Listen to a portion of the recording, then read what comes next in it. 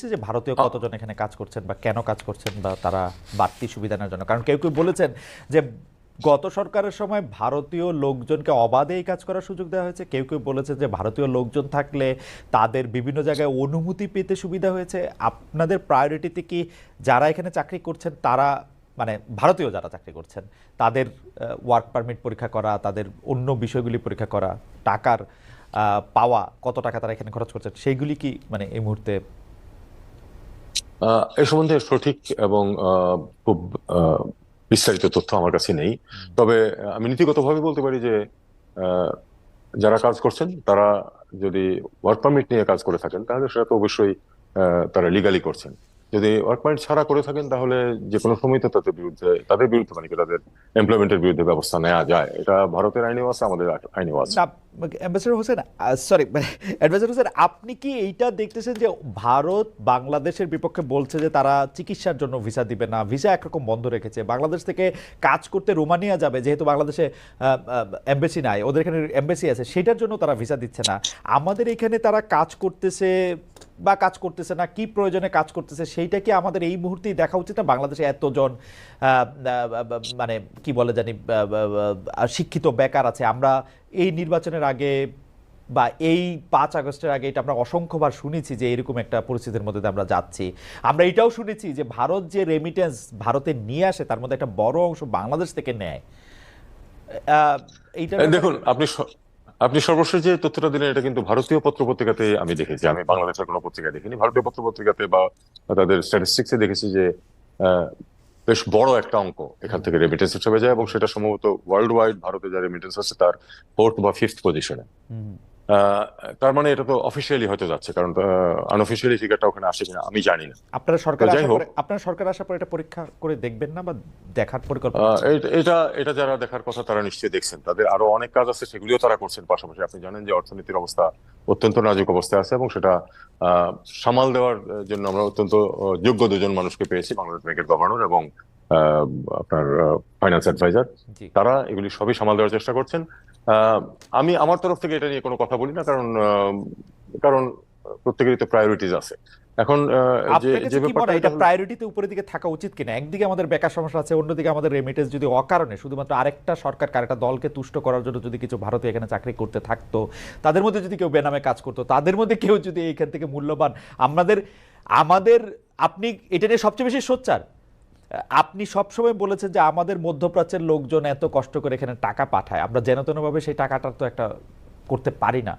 এটা প্রায়োরিটিতে থাকা কি উচিত না? না, আমি সেটাই শুধু জানতে চাইতেছি। না, অবশ্যই অবশ্যই প্রায়োরিটিতে থাকা উচিত। এবং আমার বিশ্বাস যে যারা এই নিয়ে যারা কর্তৃপক্ষ তারা এ ব্যাপারে তথ্য সংগ্রহ করছেন, এবং এ ব্যাপারে অবশ্যই স্বাভাবিক ব্যবস্থা নিলেই তো কোনো সমস্যা নেই। মানে যারা আইনসঙ্গত ভাবে থাকছেন না তাদের না, বিরুদ্ধে ব্যবস্থা নেওয়া যেতে পারে। আমার কাছে যে কেন এটা একটু ফানি লাগতেছে, সরি ফানি না, ফানি ইজ স্ট্রং ওয়ার্ড, আমার কাছে এটা কিরকম লাগতেছে, আমরা ইন্ডিয়ার সাথে এত কথা বলতেছি, এত জায়গা দিতেছি, যেই জায়গা থেকে ওরা আমাদেরকে টাকা নিয়ে যাচ্ছে, বা যদি এটা অকারণে নিয়ে যায় থাকে, এটা তো পরীক্ষা করার প্রায়োরিটিতে উপরে থাকার কথা। এইটা প্রায়োরিটিতে পেছনে কেন? মানে আমি কিন্তু একই প্রশ্ন বাংলাদেশ ব্যাংকের গভর্নর এবং বাংলাদেশের ফিনান্সিয়াল অ্যাডভাইজারকেও করতে চেয়েছি, করেছিও, মানে আমি ঠিক জবাবটা পাই নাই। কেন এটাতে দেরি হচ্ছে এটা আমি ঠিক জানি না।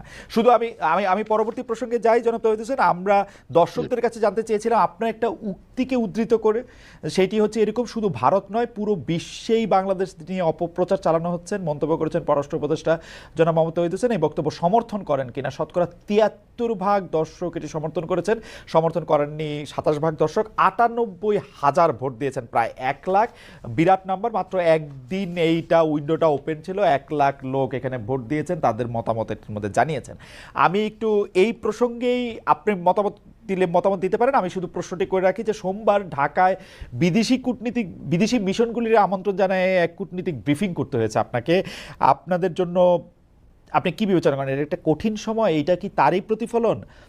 অন্তর্বর্তী সরকার 4 মাস পরও একটা পরিস্থিতি এরকম, এর দায় কার?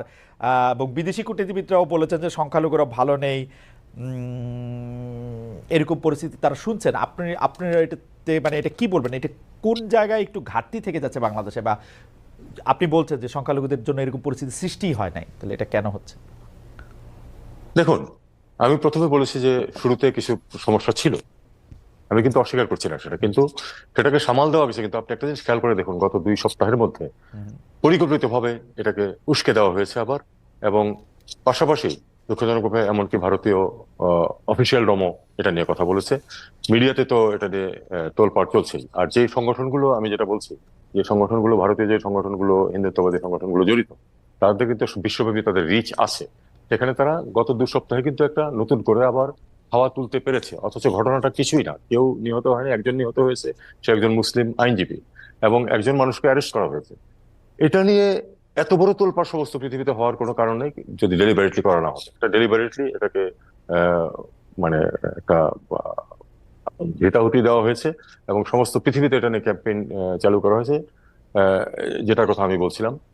এবং এটা উদ্দেশ্য প্রণোদিত ভাবে করা হয়েছে, তাতে কোনো সন্দেহ নেই। এমন নয় যে আমরা আহ, এ ব্যাপারে নতুন করে কিছু মানে আমরা পুরনো যে সমস্যাগুলি ছিল সেটাকে আমরা সামাল দিতে পারিনি। যেহেতু নতুন করে এই 2 সপ্তাহে একটা ক্যাম্পেইন চলছে চারদিকে, যাতে কোনো ভুল বোঝাবুঝি সৃষ্টি না হয়, এই জন্য আমি সব রাষ্ট্রদূতকে ডেকে আমাদের পরিস্থিতিটা, আমাদের অবস্থানটা ব্যাখ্যা করেছি, যাতে করে তারা শুধু বিরুদ্ধ মতগুলি শুধু শুনবেন। যারা আমাদের বিরুদ্ধে প্রপাগান্ডা চালাচ্ছে তাদেরগুলি তো তাদের কানে আসছেই, কাজে সেটার প্রেক্ষিতে আমাদের যে অবস্থানটা কি এবং প্রকৃত অবস্থা কি, আমি তাদেরকে লাস্ট টাইম বলেছি যে আপনারা সারা দেশে ভ্রমণ করুন, আপনারা খোঁজ দিন, আপনারা দেখুন যে কি পরিস্থিতি আছে, কোথায় কি সমস্যা আছে, দেখে তারপরে আপনারা নিজেদের সিদ্ধান্ত নিন। আমি তাদেরকে আহ্বানও জানিয়েছি। ওকে। কিন্তু একটা বিষয় যেন তো দিচ্ছেন, আপনি নিশ্চয়ই ব্যাপারটা খেয়াল করছেন যে আওয়ামী লীগ সরকার পতনের পর পর, মানে সেই আগস্ট মাসে, মানে আপনারা মাত্র সরকারে আসছেন সেই আগস্ট মাসে ঢাকা এবং পৃথিবীর বিভিন্ন দেশে কিন্তু আমরা দেখছি যে হিন্দু জনগোষ্ঠী বাংলাদেশে হিন্দু নিপীড়ন বন্ধের দাবিতে বিক্ষোভ মিছিল সমাবেশ এগুলি করছে। আম, তখন কিন্তু সরকার দেশে প্রতিবাদকারীদের বাধা দেয় নাই, মানে বিদেশের কর্মসূচিগুলি নিয়েও কিন্তু কিছু বলা হয় নাই। কিন্তু এখন বিষয়টা নিয়ে আপনারা একটু এক্সট্রা উদ্বিগ্ন, সেইটা কেন? এবং আপনি যে উস্কানির কথা বলতেছেন যে পরিকল্পিতভাবে উস্কে দেওয়া হচ্ছে, সে পরিকল্পিতভাবে উস্কানিটা দিচ্ছে কারা? মানে আপনি কাদেরকে আসলে বলবেন? দেখুন, প্রথমে যে অবস্থাটা ছিল সেটা নিয়ে আমরা কোনো কিছু বলিনি, এই কারণে যে আসলে দুই একটা ঘটনা যে ঘটে নাই তা তো না, আমি সেটা প্রথমে স্বীকার করে নিয়েছি। কিন্তু সেটাকে কিন্তু আমরা নিয়ন্ত্রণে নিয়ে আসতে পেরেছি, এবং চূড়ান্ত বিচারে দেখা গেছে আসলে এটাতে কোনো ধর্মীয় ওভারটোন ছিল না, আসলে এটা পুরোপুরি ছিল রাজনৈতিক। যাই হোক, সেটা যখন একটা স্তিমিত হয়ে আসছে এবং এক ধরনের একটা স্থিতাবস্থা, আহ শান্তিপূর্ণ পরিবেশ বিরাজ করছে, তখন কিন্তু হঠাৎ করে একটা ওই যে পতাকা লটকানো এবং তারপরে বিক্ষোভ, অ্যারেস্ট করা, এগুলি এটার কোনো অর্থ ছিল না সার্বিক পরিস্থিতির বিচারে। হুম।